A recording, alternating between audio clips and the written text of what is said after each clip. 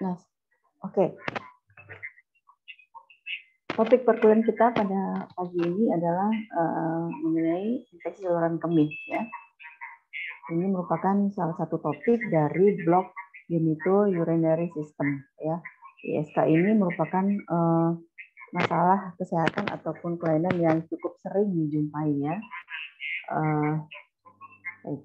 Sebelum kita maju ke penjelasan lebih lanjut untuk ISK-nya, ini kita pelajari dulu, mungkin kalian juga sudah tahu ya, anatomi dari sistem saluran kemih genitourinary, di mana yang terlibat adalah mulai dari ginjal, kemudian ureter, urinary bladder atau kandung kemih, dan uretra. Nah, jadi saluran inilah yang menjadi sistem perkemihan ya untuk ekskresi. Nah, ada masalah infeksi di organ-organ yang menyusun sistem saluran kemih ini masuk ke dalam kategori infeksi saluran kemih. Nah, kita lihat ada perbedaan sedikit ya antara saluran kemih wanita dan pria. Ya, di mana kalau dilihat dari terutama lebih ke ukuran saluran dan juga ada perbedaan-perbedaan secara fisik ya. Kalau kita lihat struktur organnya semuanya sama ya. Ada ginjal, kemudian ureter, kandung kemih, dan uretra. Nah, di sini terlihat perbedaan yang jelas adalah panjang uretra. Nah, uretra pada wanita dan pada pria itu berbeda. Pada wanita itu lebih pendek. Ya, kalau kita lihat dari ujung ini bladder neck sampai meatus uretra eksternal, ya perempuan lebih pendek dibanding laki-laki yang salurannya lebih panjang dan ini ya tidak lurus seperti itu.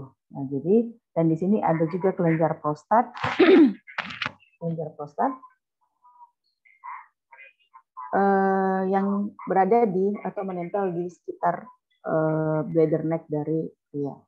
Nah, jadi perbedaan-perbedaan ini nantinya akan mempengaruhi fisiologi dan patofisiologi kalau terjadi ISK. Ya. Kemudian kita lihat organ reproduksi pada wanita itu terpisah ya antara organ reproduksinya dengan saluran kemih. Sementara pada pria organ reproduksinya sama ya. Jadi tempat pengeluaran produksi dari testis ya cairan semen itu memiliki saluran yang sama dengan urinary tract.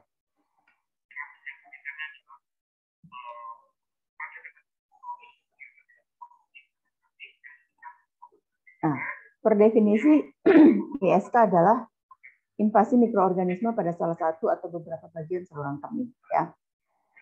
Jadi kalau dia mengenai uretra disebut uretritis, kandung kemih disebut dengan sistitis, kemudian ureter, ureteritis, jaringan ginjal disebut pilonefritis, dan kalau prostat disebut prostatitis.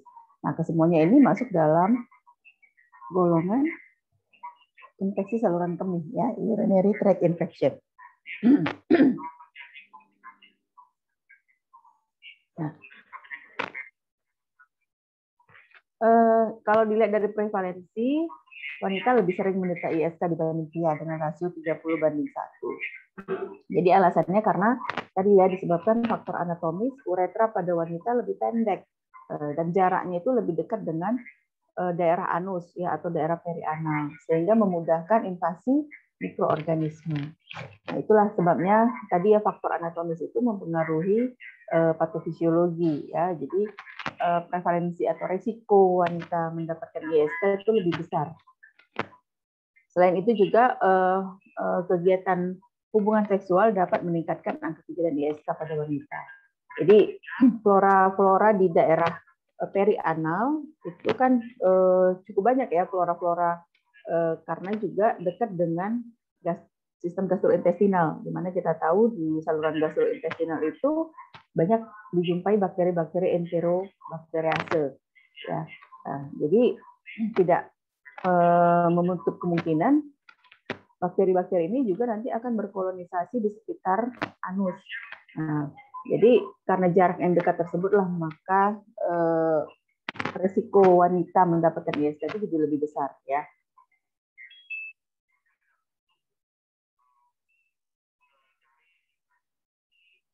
Nah, jadi ini dia karena dekat ya, jadi proses di sini nanti ada kolonisasi lebih mudah dan terjadilah ascending bakteri ke atas, bisa terjadi ini ya ISK. Sementara pada laki-laki tadi dengan jarak yang cukup jauh karena faktor anatomis tadi, nah ini membuat resikonya menjadi lebih kecil. Nah kalau kita lihat prevalensi berdasarkan usia, di mana pada bayi ya itu hampir sama ya resiko laki-laki dan perempuan.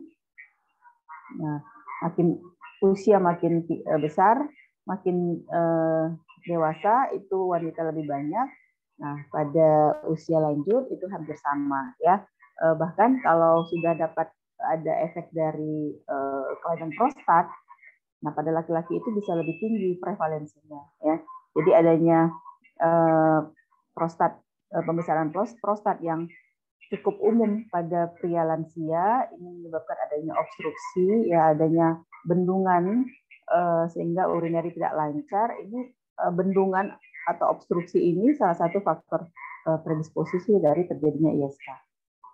Jadi ISK antara infeksi, adanya obstruksi itu adalah sebuah siklus lingkaran yang bisa saling menyebabkan kausalitas satu sama lain ya.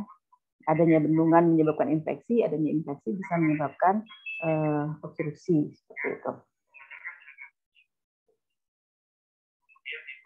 Nah, dari sisi mikroorganismenya tentu saja tadi kita cerita bahwa kolonisasi yang banyak itu adalah bakteri Enterobacteriaceae, yaitu bakteri-bakteri yang berada di usus ya, di feses. Nah, jadi hampir sama juga prevalensi bakteri penyebab ISK. Yang paling sering itu adalah E. coli, ya, E. coli dari kelompok Enterobacteriaceae atau bakteri batang gram negatif. Kemudian ada Proteus, Klebsiella, Pseudomonas, Enterobacter, ada kelompok Staphylococcus species dan Streptococcus species. Nah, oleh karena jamur juga bisa terjadi ya, Candida species ini sering pada wanita. Karena Candida ini juga merupakan flora normal di vagina dan juga di kulit ya. Kemudian ada juga penyebabnya virus, diantaranya Papova, adenovirus, dan herpes simplex. Ya, tapi yang paling sering adalah bakteri ya. Nah, jenis ISK itu ada ISK asimptomatis, ISK simptomatis, dan ISK berulang. Ya, ISK berulang ini ada yang sifatnya relapse, ya, jadi ISK yang berulang karena penyebab bakteri yang sama. Ada yang ISK reinfeksi, penyebab spesiesnya berbeda.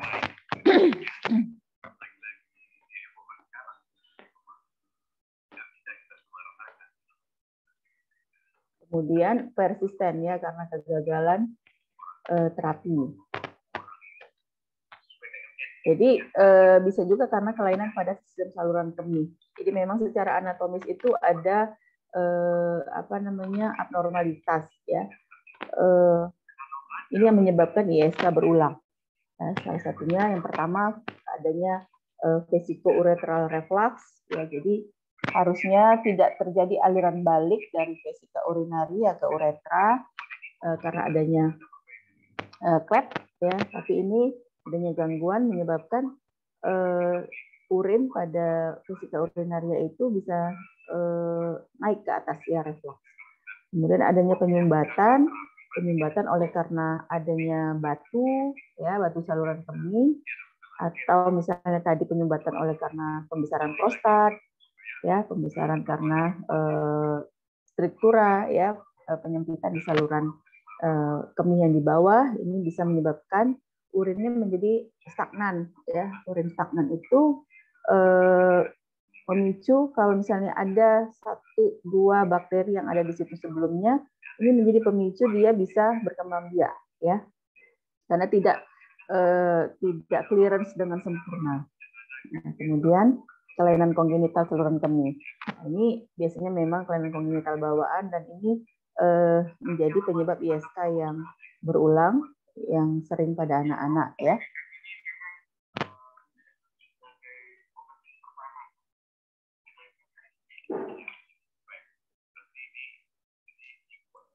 Nah, kemudian ini tadi kategorinya sistitis ya, kategori ISK yang pertama sistitis. Ini infeksi pada kandung kemih.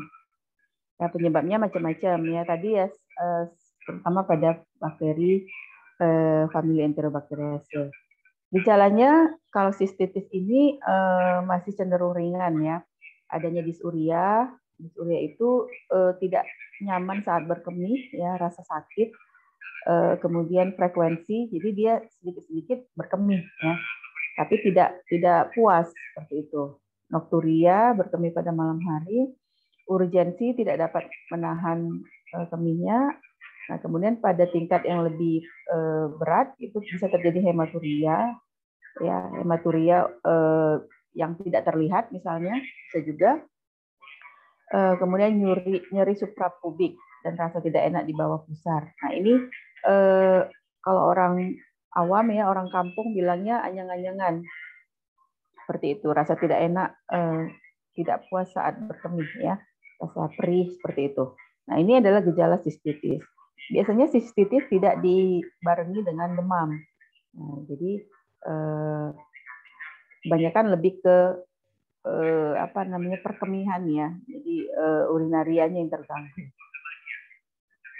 Kemudian ada uretritis, ini infeksi pada uretra saluran bagian bawah, gejalanya juga mirip ya, adanya dysuria. Nah pada uretra yang disebabkan oleh bakteria STI itu bisa menunjukkan gejala keluarnya cairan sekret dari uretra. Nah ini terutama pada laki-laki ya. Nah, kemudian yang sistitis tadi bisa terjadi melalui 3 cara ya. Peredaran bakteri melalui pembuluh darah, beredar melalui pembuluh darah atau pembuluh limf ataupun perjalanan dari bawah atau ascendens. Nah, jadi ini algoritma kita mendiagnosa atau mengkategorikan tadi ya. Jadi ada gejala pada pasien. Nah, kalau terdapat gejala pada pasien, jadi ini algoritma misalnya jika dijumpai bakteri pada urin, ya. Kalau tidak bergejala, pasien tidak mengalami gejala, maka kita sebut asimptomatik bakteriuria.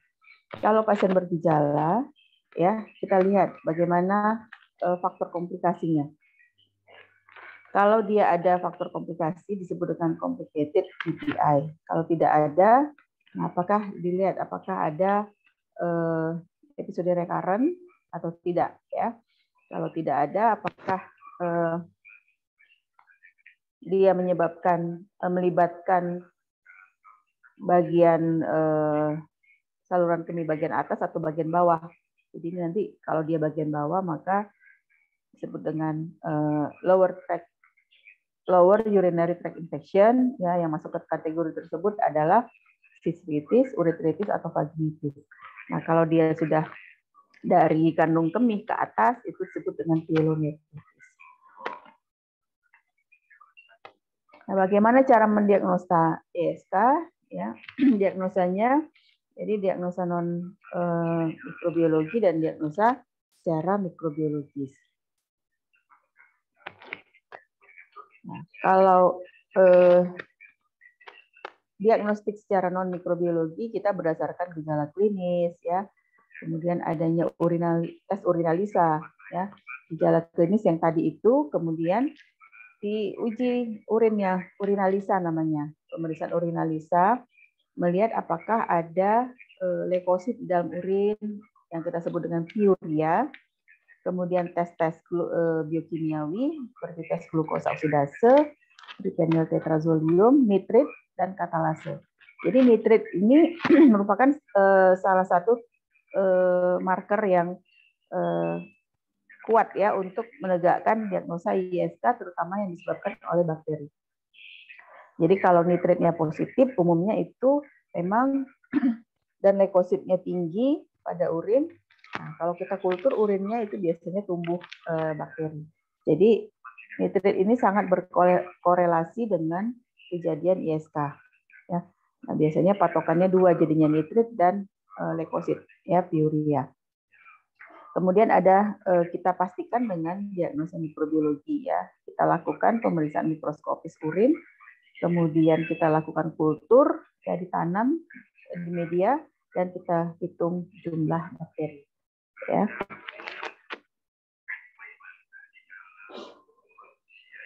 Nah, jadi kalau kita mengandalkan pemeriksaan dari klinis dan laboratorium, ini nanti yang ISK asimptomatis bisa tidak terlihat ya. Jadi biasanya dia tidak bergejala ya. Nah, ISK asimptomatis ini kalau pada orang normal biasa itu tidak masalah ya. Jadi dia nanti akan hilang dengan sendirinya.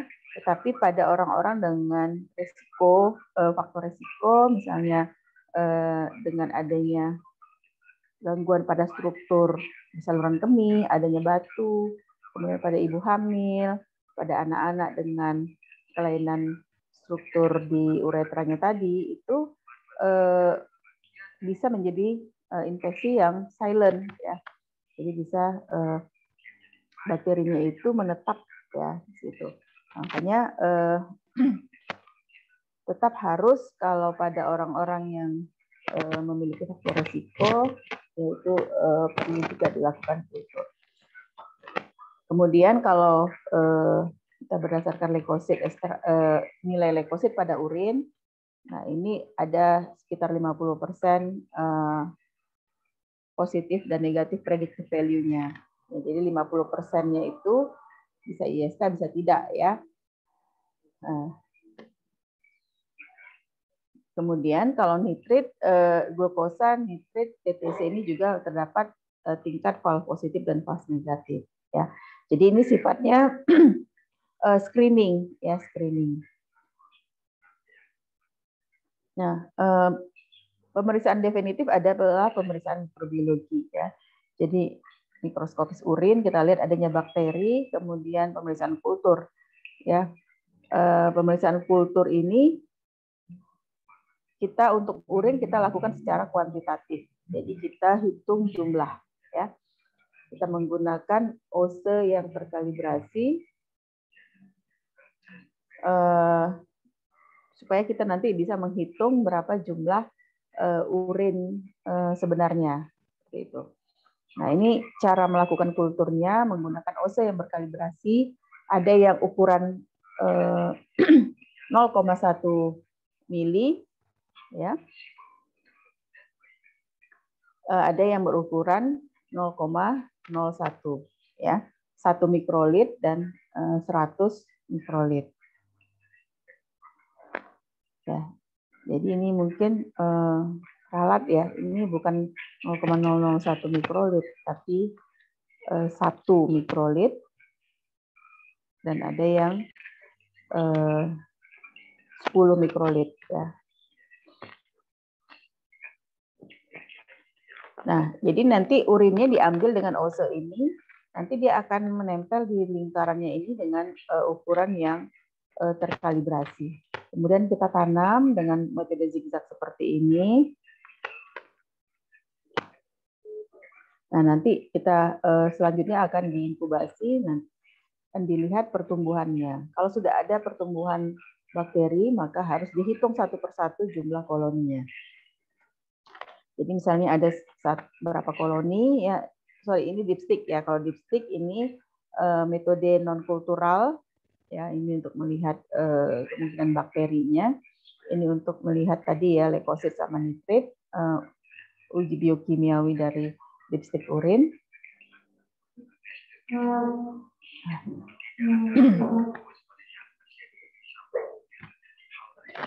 Nah, sebelum ke sini ya, jadi tadi setelah ini saya mau jelaskan. Jadi kita hitung ya, hitung jumlah bakteri yang muncul, koloni bakteri yang tumbuh, kemudian nanti dikali dengan faktor pengali. Nah, tergantung dari OSE yang kita pakai. Kalau OSE-nya 1 mikrolit, maka nanti akan dikali 1000 ya untuk mendapatkan satuan CFU per mililiter. Jadi satuannya adalah CFU per mililiter.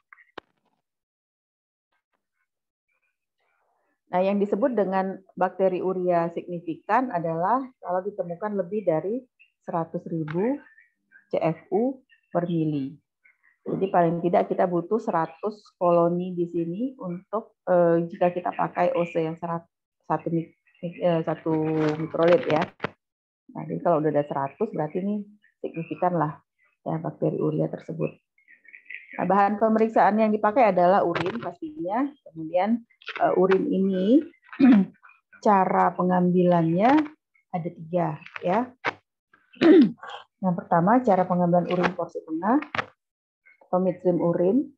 Ini yang terbaik adalah urin pertama pada pagi hari.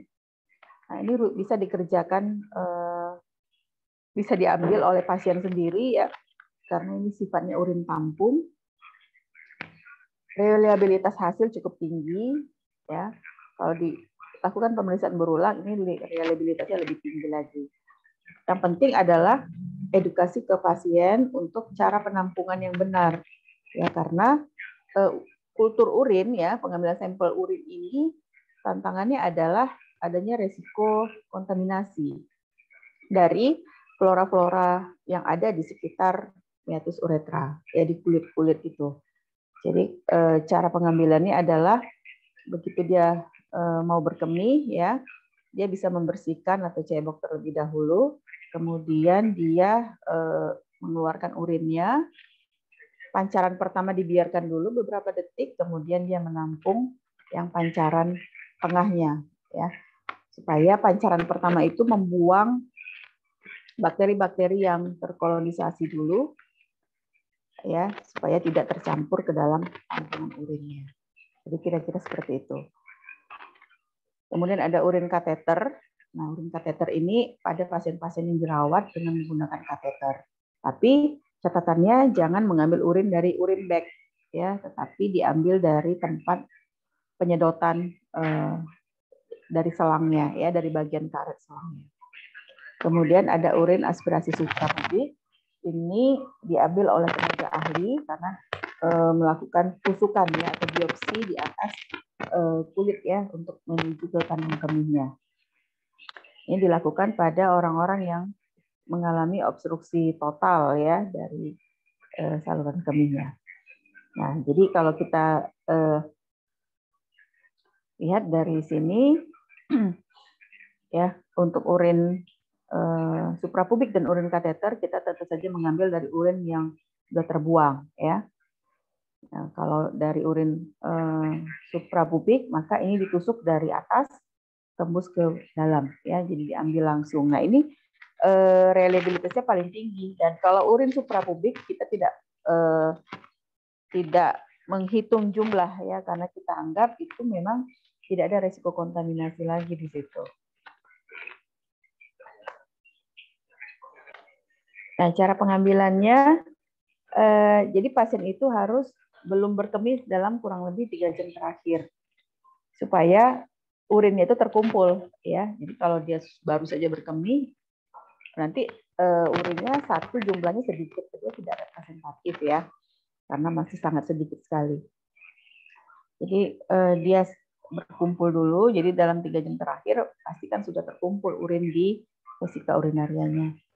Kemudian cara transport ke spesimen ketika sudah ditampung harus sudah sampai kurang dari setengah jam ya. Jadi bila tidak harus dikirim dalam keadaan dingin, karena nanti bakteri-bakteri yang ada di urin itu bisa nanti sebagian mati atau malah dia overgrowth ya, overgrowth dari misalnya ada kolonisasi jamur dan sebagainya di situ. Jadi untuk urin tidak menggunakan medium transport. Jadi benar-benar urinnya itu yang ditampung dan dikirim. Ya, kalau ini terkait dugaan infeksi uretritis karena gonore, maka bahan pemeriksaan sampai kurang dari 30 menit. Karena viabilitas dari kuman ini sangat rentan ya. Jadi kalau dia lama di luar, maka ini bisa mati ya untuk kuman Neisseria gonorrhoeae. Nah, teknik pengambilan mesin urin menggunakan pot steril ini biasa juga digunakan untuk pot sputum juga dengan tutup ulir ya. Jadi bersihkan dulu, kemudian dia berkemih ya, buang dulu urin pertama, kemudian ditampung urin tengah ya. Demikian juga pada wanita, kalau pada wanita dia juga harus mencuci tangan, kemudian membersihkan dulu bagian genitalianya, dan harus membuka bagian labia dan vulva ya, supaya tidak menyentuh bagian tersebut yang banyak mengandung flora-flora normal ya, kulit seperti jamur dan sebagainya ya.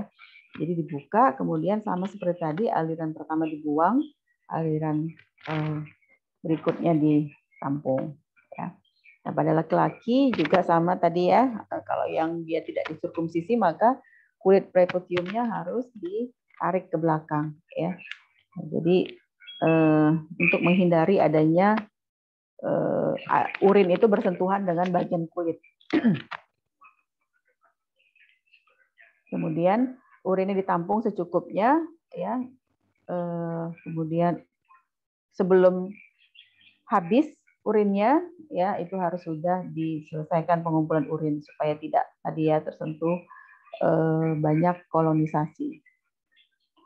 Nah, pada bayi dan anak-anak ini cukup challenging juga ya, karena dia tidak bisa mengemukakan atau menyampaikan dia mau berkemih.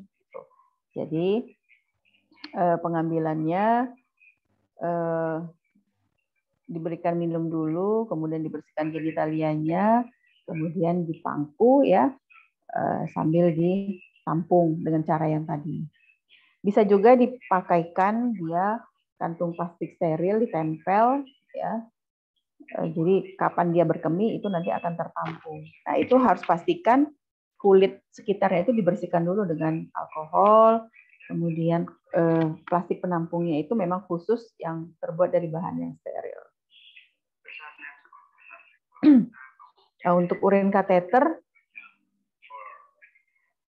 ini lakukan pembersihan atau disinfeksi dengan alkohol 70% pada selang kateter yang terbuat dari karet. Jangan yang dari plastiknya nanti bocor. Jadi ada port sampling ya di atas yang terbuat dari karet seperti ini. Kalau dia kateternya bagus, dia ada yang 3 cabang untuk port sampling, 1 untuk aquadesnya 1. Tapi kalau yang seperti ini kita bisa tusuk di bagian karetnya saja, bukan di selang yang plastik ini ya. Kalau karet ini dia elastis, jadi akan menutup lagi ya, jadi tidak ada resiko kebocoran.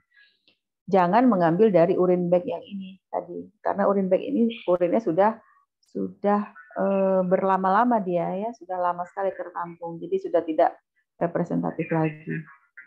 Dan jangan dibuka, nggak boleh, karena ini nanti kalau buka tutup memicu masuknya kontaminasi atau kuman-kuman dari lingkungan ke dalam saluran kemih pasien. Nah, jadi ini teknik pengambilannya. Kita bersihkan dulu dengan alkohol pastinya sebelum mengambil.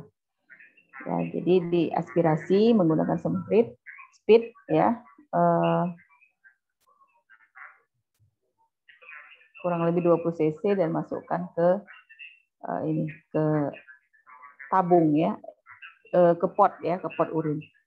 Nah, biasanya teknik lain ya ditambah ini diklem terlebih dahulu, dijepit supaya urinnya terkumpul di atas.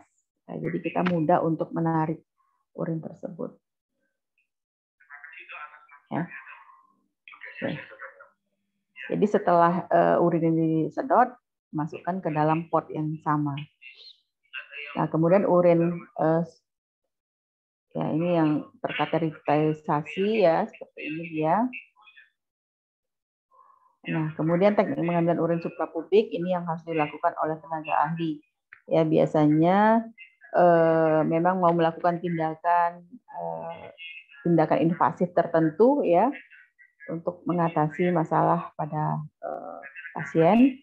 Nah, ini biasanya juga dengan teknik pembedahan ya. Nah, ini dilakukan pengambilan. Dan ini harus dilakukan oleh tenaga ahli ya, biasanya dokter bedahnya. Ya, tidak rutin kita lakukan. Nah, kalau dengan needle aspirasi, ya, kalau emergensi memang boleh ya. Jadi di atas sintesis pubisnya. Jadi kalau dalam kondisi full blast maka akan nampak. Jadi harus dalam kondisi full blast ya, supaya bladernya ini terangkat ke atas. Tapi memang ini harus dilakukan oleh tenaga yang ahli ya, tenaga terlatih.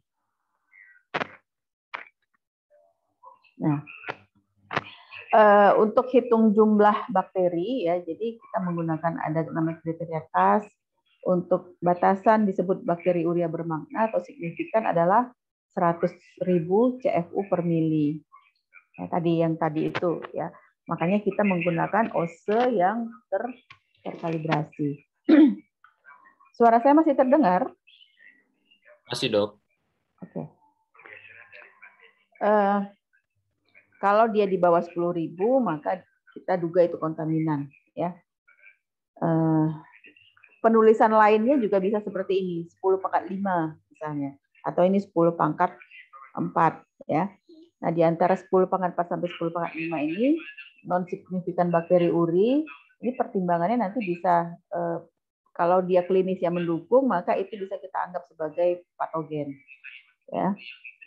Kalau dia tidak ada gejala klinis yang mendukung, maka ini perlu diulang. Ya, apakah dia kontaminan atau memang signifikan bakteri urea.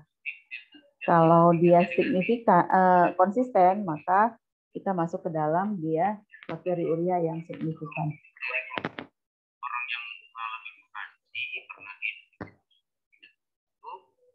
kemudian menjadi negatif, dan kelompok yang tidak bermutasi yang jadi positif. Beda-beda hasil pengobatannya, dan itu yang kita alami sehari-hari. Kenapa orang yang sedikit yang negatif sulit diobatin? Sulit diobatin, dapat angkanya 30%, 100 orang diobatin, tunggu 6 bulan, setahun. Jadi ya bentar. Pemeriksaan spesimennya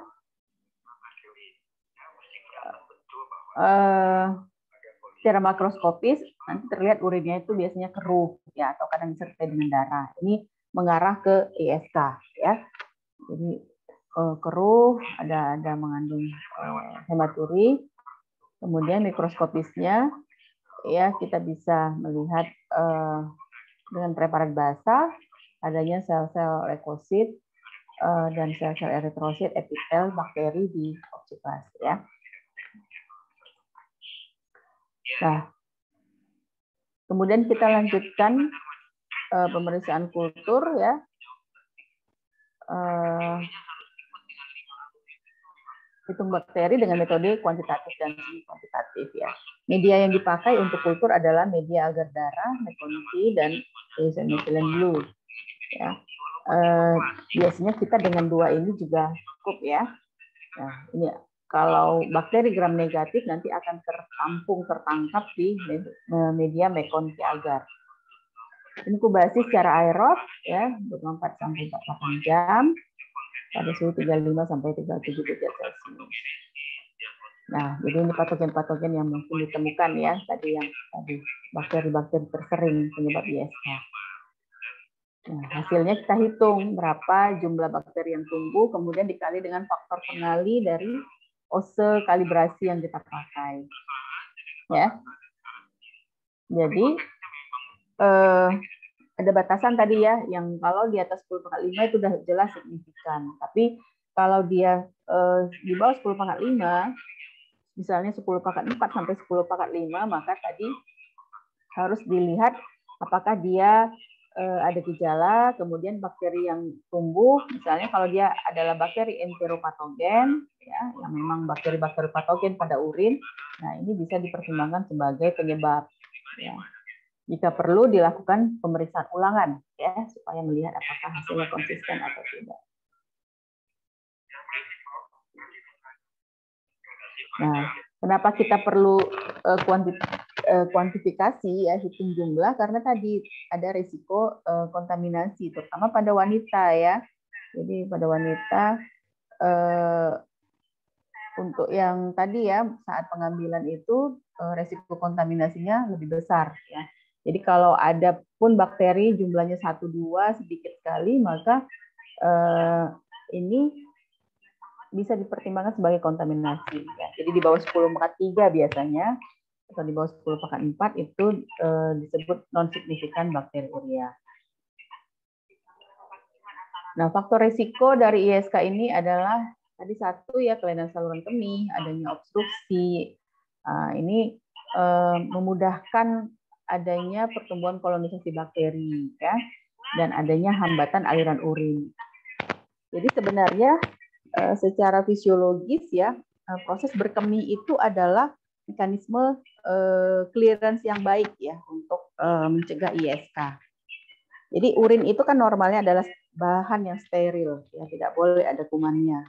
Tidak mungkin ada kuman, ya, kalau diproduksi dari atas itu tidak ada kumannya. Nah, kalau ada kuman berarti sudah terjadi infeksi. Nah, proses clearance, kalau misalnya ada kolonisasi di luar, di dekat-dekat muara pembuangan itu, kalau dengan proses berkemih yang normal, itu akan bersih, ya, akan tersiram dia, flushing.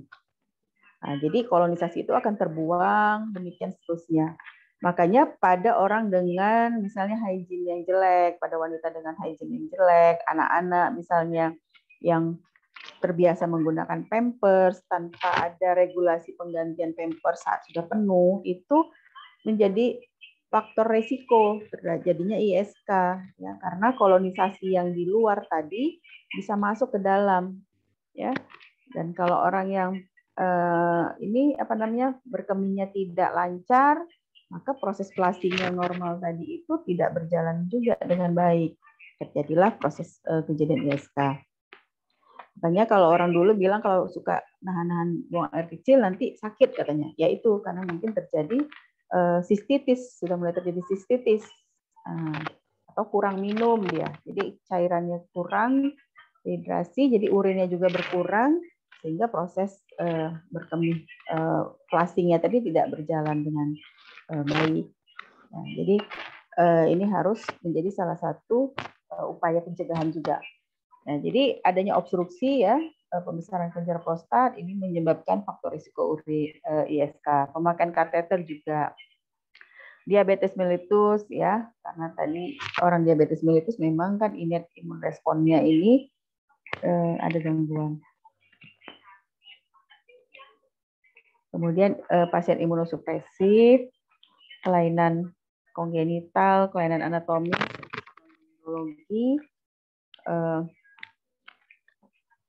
pada anak, ya, ini sering menjadi faktor risiko. Hubungan seksual, neurogenic bladder atau bladder diverticulum, yang ada gangguan persarapan dalam berkemih. Kemudian wanita hamil juga terjadi perubahan hormonal dan perubahan sel epitel saluran kemih, ya, sehingga innate imun respon di saluran kemihnya menjadi terganggu, ya. Sel-sel epitel yang harusnya menjadi barier pertahanan ini karena ada perubahan pada wanita pada wanita hamil, ini menjadi faktor resiko. Makanya pada wanita hamil angka kejadian ISK itu cukup tinggi, terutama juga asimptomatik bakteri urea. Jadi pada wanita hamil asimptomatik bakteri urea ini sangat sering terjadi. Dia tidak merasakan gejala, tetapi kalau kita lakukan pemeriksaan urin ada terdapat bakteri yang signifikan. Ya. Nah, ini ISK pada anak dengan resiko uretral reflux. Ini salah satu faktor resiko terjadinya ISK yang berulang pada anak, ya. Jadi ada sekitar 40-50%. Ya. kurang dari 1 tahun ya pada bayi, bisa juga terjadi pada anak di atas 1 tahun, ini dengan persentase yang lebih kecil.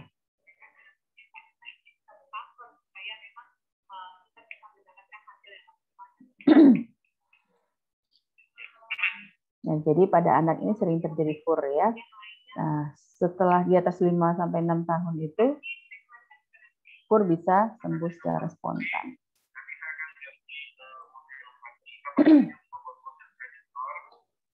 Nah, tapi ISK pada anak ini juga bisa menjadi berkomplikasi ya. Adanya parut ginjal, ya, kemudian gangguan pertumbuhan, ya, jadi kelainan-kelainan yang terkait dengan fungsi ginjal, hipertensi, dan kerusakan ginjal progresif. Nah, pada wanita hamil ini juga harus hati-hati. Ya, tadi banyak terdapat asimptomatik bakteri urea, di mana pada 28% perempuan hamil akan menjadi pyelonefritis, ya, dan sekitar 2/3 kasus tersebut terjadi pada trimester ketiga. Nah, ini nanti berhubungan dengan bisa terjadi abortus pada wanita hamil ya, jika memang pyelonefritis atau ISK-nya ini sangat berat.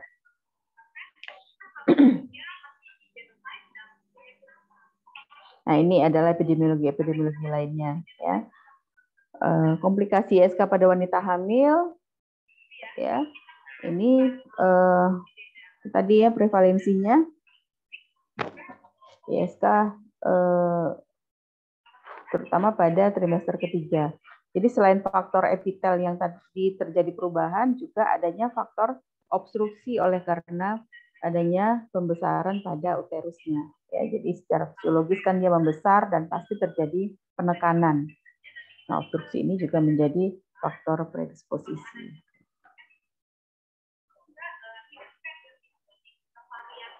Nah, jadi komplikasinya bisa terjadi pemicu prematuritas ataupun bisa memicu tadi abortus ya.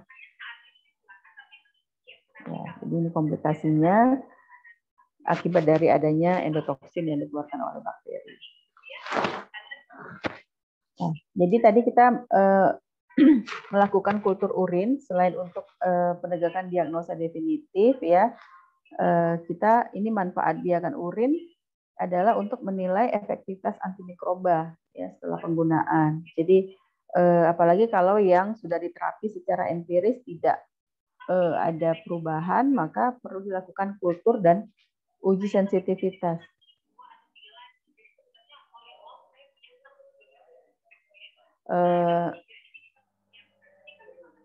Uji kepekaan untuk melihat antibiotik mana yang masih sensitif atau yang sudah resisten. Ya, kemudian evaluasi adanya recurrent UTI. Jadi kita lihat kalau dia sering-sering mengalami ISK, maka perlu dilakukan kultur untuk evaluasi ya. Ini bakterinya apakah yang sama atau bagaimana ya.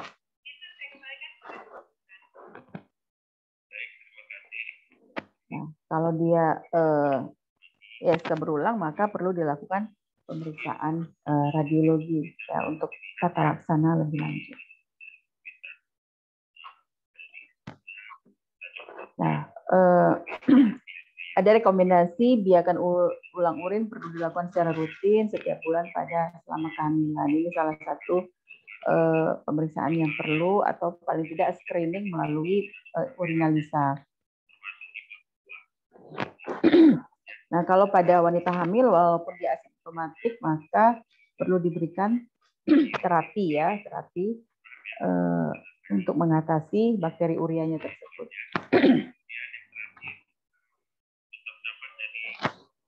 Nah, ini ya. Jadi nanti ini untuk yang anak dengan ISK berulang juga perlu dilakukan biakan ulangan ya, evaluasi setelah pemberian antimikroba 1 bulan, 3 bulan, dan 6 bulan ya. Terusnya setiap 3 bulan selama 2 tahun. Ini untuk yang kasus ISKU ya, ISK berulang pada anak. Untuk obat-obat antibiotik untuk ISK ini pertama yang obat beta-laktam ya, ampicillin itu efektif baik terhadap gram positif maupun gram negatif, ataupun kelompok cephalosporin.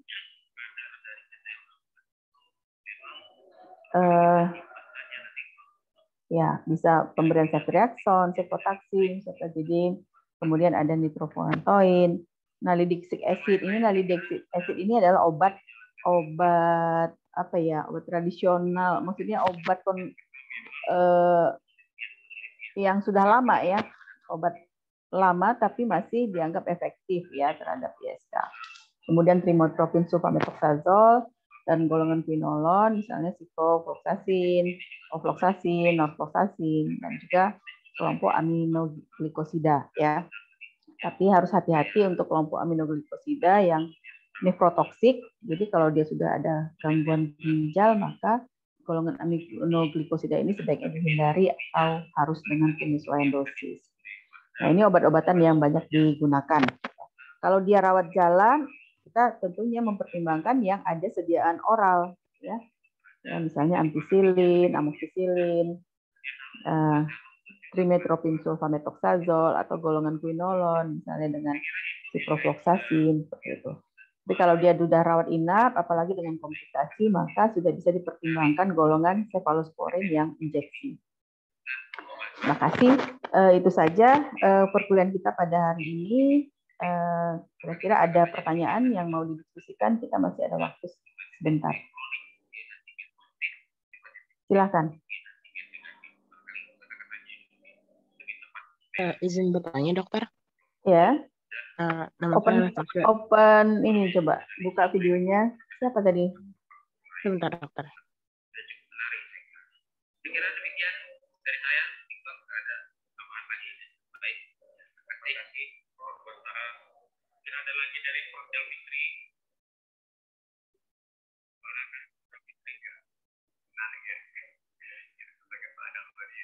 Siapa? Anastasia atau siapa yang tadi bertanya?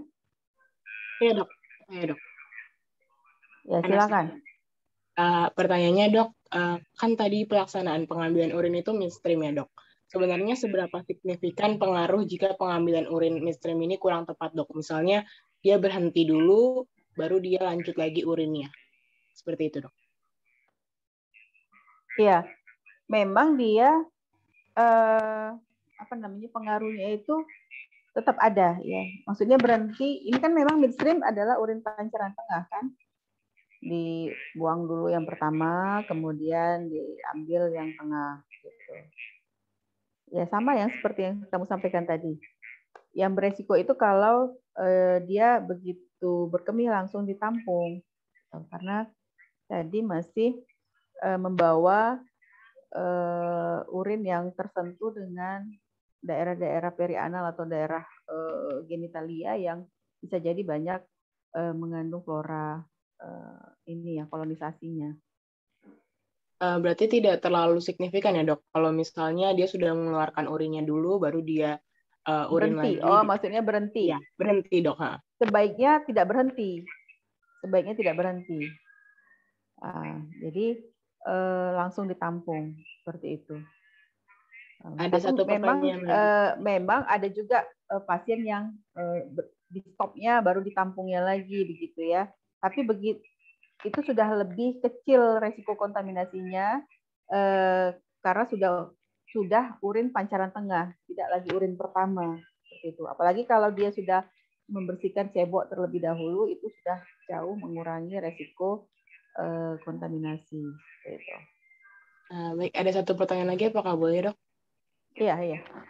Jika pelaksanaan pengambilannya ini kan dibilangnya pagi hari, Dok. Apakah ini wajib pagi hari atau bagaimana, Dok? Misalnya ada pasien yang nggak wajib. Nggak wajib. Jadi sebaiknya memang pada pagi hari. Tapi bisa kapan saja, asalkan dia sudah tidak berkemih 3 jam. Gitu. Jadi dia sudah tertahan dulu berkemihnya itu. Kalau dia bilang baru aja berkemih atau kira-kira setengah jam yang lalu, nah suruh tunggu dulu. Jangan langsung tampung. Baik, terima kasih, Dokter. Ya. Ada lagi pertanyaan lain?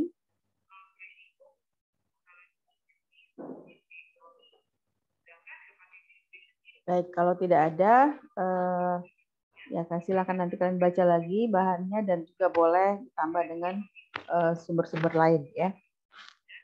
Oke, saya sudahi perkuliahannya. Selamat pagi. Assalamualaikum warahmatullahi wabarakatuh.